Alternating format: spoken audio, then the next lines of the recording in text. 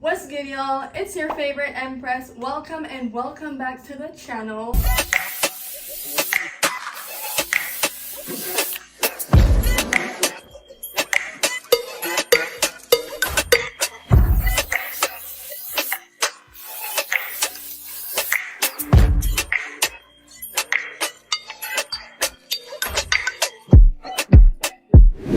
If you're new here, I'm Ladanya, but they call me Empress Moxie over here. In today's video, we're gonna be talking about the truth about life post-grad while I do my locks. So long story short, originally I was planning to take my locks out and then do this video, but it was taking so long, the sun went down and I lost daylight. So now I have to do the video in my bathroom, first of all. I have a dedicated space for my content when I do sit-down videos like this. Because ideas usually come to me when it's closer to night, that's why I procrastinated. But anyways, on to the video. So as I mentioned, I'm Ladanya. I'm a recent graduate. I got my bachelor's in environmental sciences December of last year. So that was 8 months ago. After graduation, I decided to take time to rest and really explore my interests before entering the workforce or even pursuing my master's degree, which is my end goal. So on the importance of self-care, this being a truth of my life post-grad, I recognized this my last semester actually. After my grandmother passed away, following my last semester of university, that was my second death that I faced within the span of a year, because prior to that, my little brother died. And it was getting really depressing for me in my college journey, and I was beginning to panic a little bit. A little irrational fear was by the time I was done, I would lose most of the people that meant a lot to me. And I didn't really like that, because college in itself is a journey, and going through that journey while life is happening can be really challenging. So I knew then, once I graduated, I would take time to rest and grieve properly, and that's exactly what I did. Allowing myself time to rest after graduation was all about preventing burnout. Really, there was a lot on my mind, a lot that I needed to address about my past life that I was now leaving behind. I had to really grieve it properly and say goodbye to the old me before entering the new stage of my life. And I had the privilege of really resting because I lived at home with my mom. So I was like, you know what? I'm gonna ride this wave. I'm gonna ride this out. These 8 months of rest and focusing on myself really positively impacted my well-being and my self-esteem and all of the other things that are very important to me as an adult woman. Because facing death and all the challenges of university, I was on the brink of insanity. I was gonna crack. I was gonna become a nut. Like, there's no other way to put it. Life was really whooping my ass and I was about to give up. I promised myself that I would meet this very big goal, which is to get my degree, and then rest, which I did. So once I fulfilled that promise to myself, I began to trust myself more. And when I trust myself more, I also indulge in things that I like, things that would keep me at peace, keep my body ease. I got into facials, I got into making sure that I pampered myself more. I got my brows done, I got my lashes done, I ate my favorite foods. That was really a major part of these last 8 months of my life post-grad, because it really recentered me into understanding what exactly I just went through and what's ahead. Alongside my rest and self-care, I also explored new countries. I went to Cancun with my mom. I returned to my homeland in Jamaica, and I explored some new states in America like Dallas. I went to Atlanta for the first time to visit my dad. I went to Cincinnati to visit a friend. I did a bunch of traveling because not only was I taking care of myself, I also wanted to learn new things and explore, because that was something I loved to do before the pandemic came along. I've always loved traveling and going to new countries, trying new foods. So graduating and getting the chance to travel again and really breathe was a part of my healing and building myself. Because I would travel by so many bodies of water, I also remembered a lot of the childhood interests that I had when I went back to Jamaica, I realized like I don't know how to swim. So then this brings me to why I had the urge to learn to swim this summer. I told myself I would learn to swim because I didn't get to learn. Long story short, in Jamaica, when they teach you how to swim, they push you off a cliff, they bring you to the deep end or something crazy and tell you to come back. And I was not trying to get that trauma.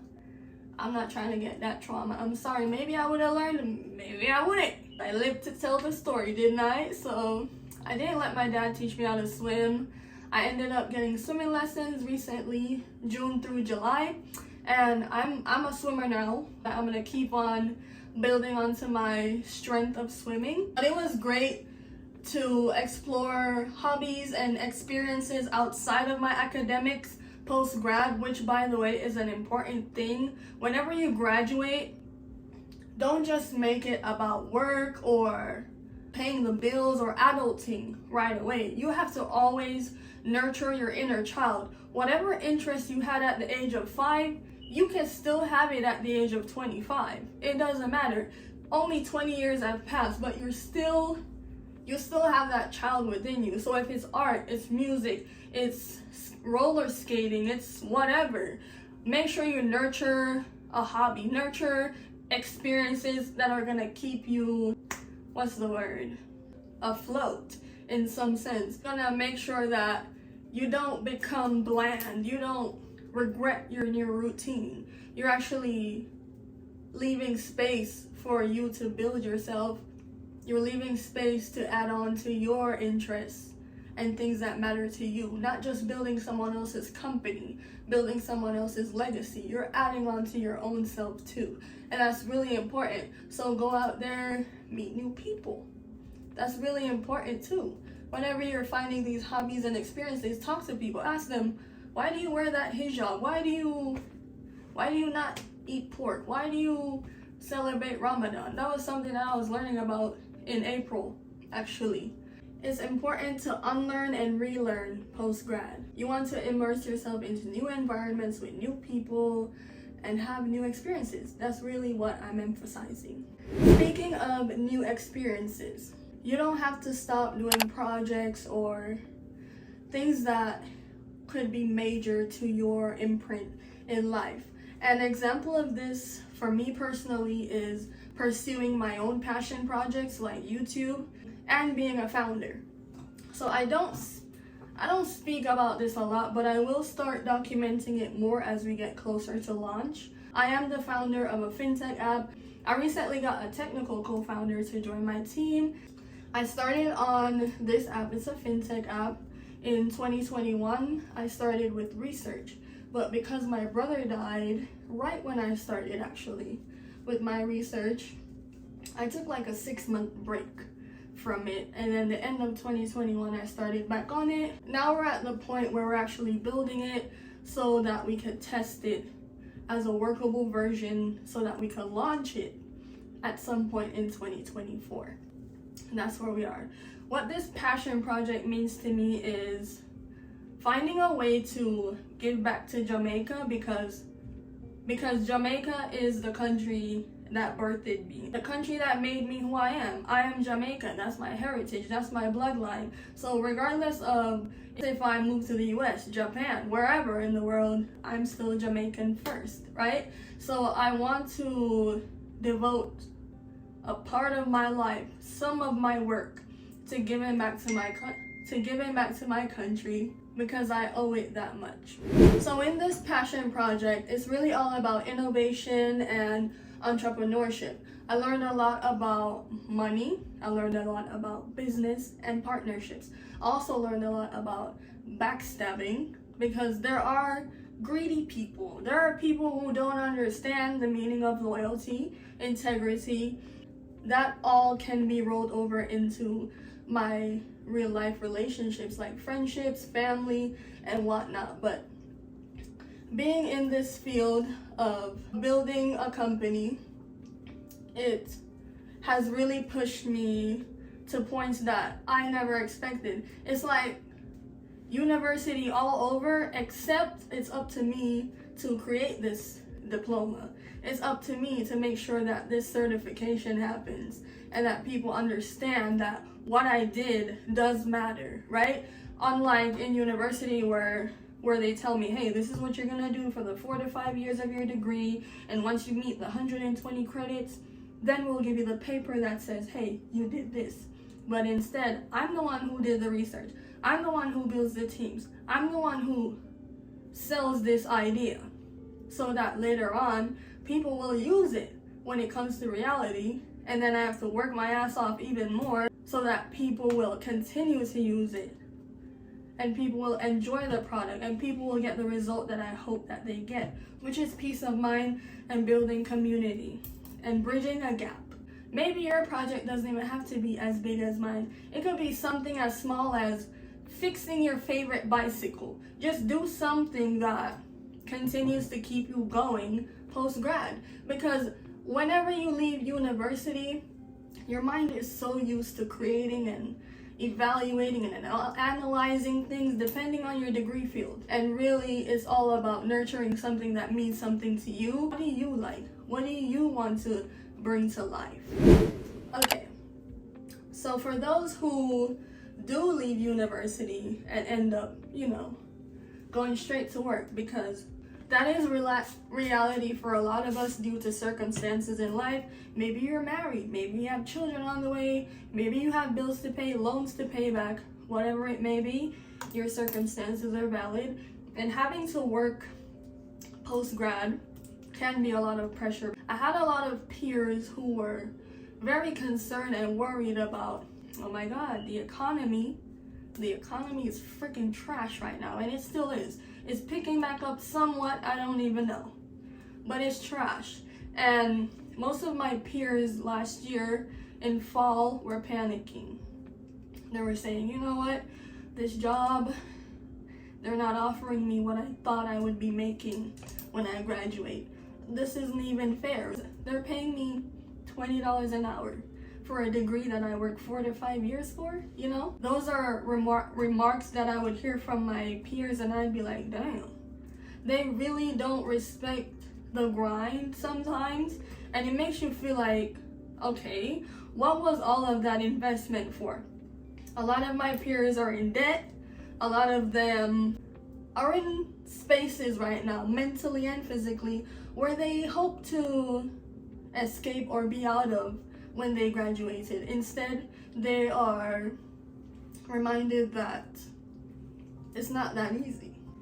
And this is where networking and building connections are gonna come into play. Me personally, like I said, I was prioritizing rest and self-care. So I didn't really care to look for jobs that much, because I was really like, I'm about to sit my ass down. When I'm done with it, when I walk across this stage, nobody better not ask me, what are you doing next? What are the plans? Not shit. That's the plan. But I didn't say it like that. I basically just reinforced my boundaries. But I did understand the importance of having networks. So I continued to do that. Throughout these 8 months, I was on LinkedIn. I went to conferences. I had meetings. I did video calls. I walked up to people randomly and asked them questions. I told them about my ideas. I told them about my journey. I told them my story, and they told me theirs too. And when we connected, when we decided to exchange platforms, we exchanged emails, we exchanged whatever, we made sure that we would be resources to each other. And that's how you continue post-grad. You might start out somewhere that's entry level, somewhere that you didn't see yourself post-grad, but you have to make ends meet, and that's okay. But while you're making those ends meet, make sure that you have a plan to advance. That's really my advice for those facing that reality or dilemma of having to take less than you thought you would have gotten post-grad. For those who do get offers, I want to touch on the topic of negotiating your worth, because this happens a lot as Black and brown people, especially as a woman in STEM. I faced this reality recently. A lot of times in the STEM field, they many times offer you the lowest amount. there is this thing with negotiation where you can negotiate for a 5 to 10% increase of the salary that they gave you in the first place. But you can also negotiate benefits. You can negotiate any other thing as long as you can back it up with the work ethic and experience, right? So this was something that I faced recently, and I successfully negotiated a 10% increase of the original salary that they gave me. Which brings me to my point. I'm just now preparing to actually go into the workforce post-grad. These are things that I talk to my family about and my friends, and we realize that you're also building in your self-improvement and relationship management, because you're realizing that not only you are experiencing these things, there are people around you experiencing it too, and it may be at different ends of the spectrums, but you're all experiencing something, and all you can do is talk about it and relate with one another. That's how you get through it. This enables a lot of personal growth and self-discovery for us post-grad, which will really come in handy. We're winding down now.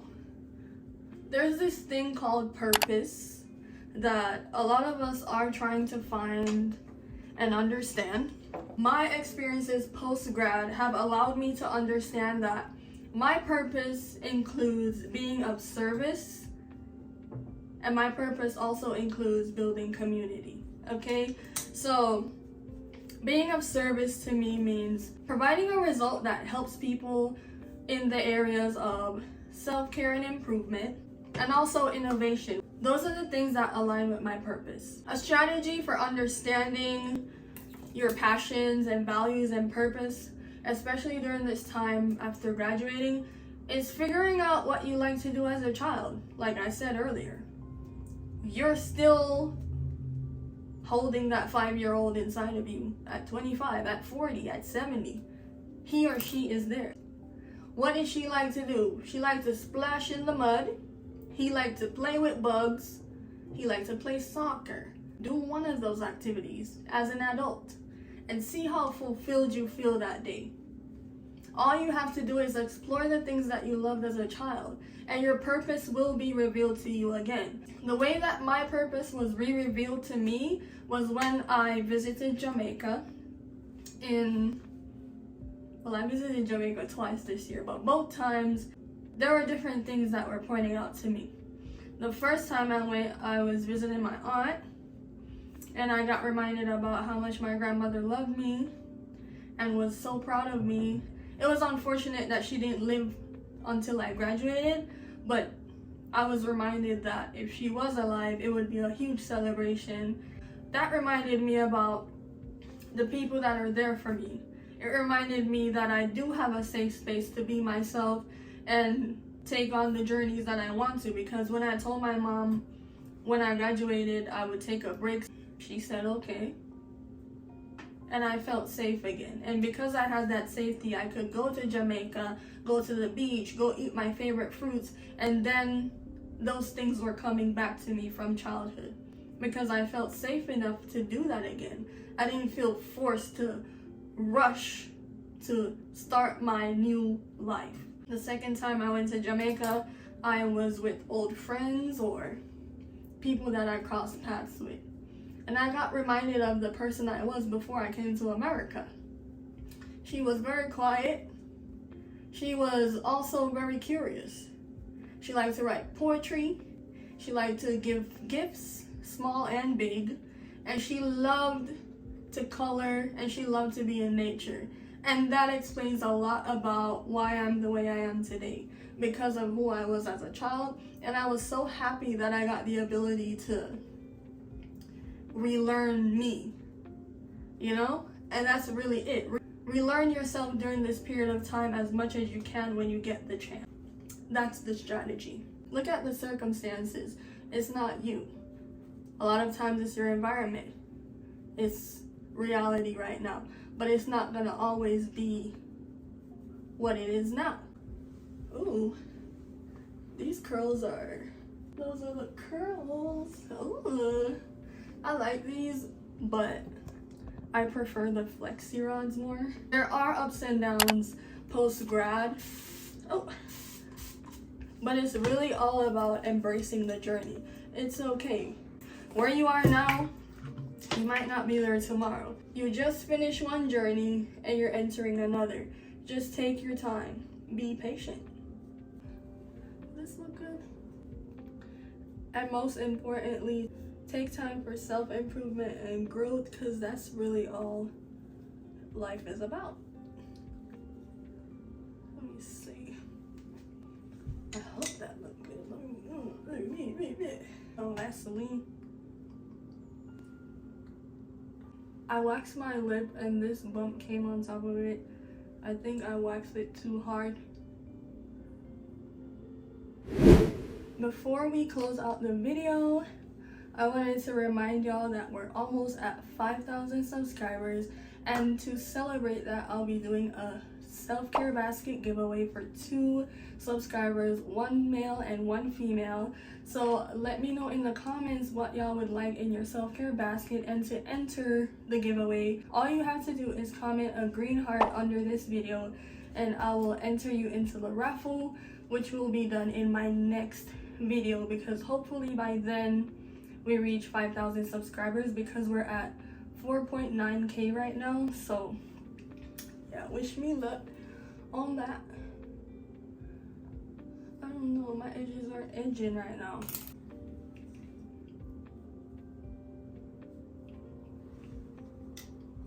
But yeah, I'll end the video here. I will see y'all in the next one. Bye.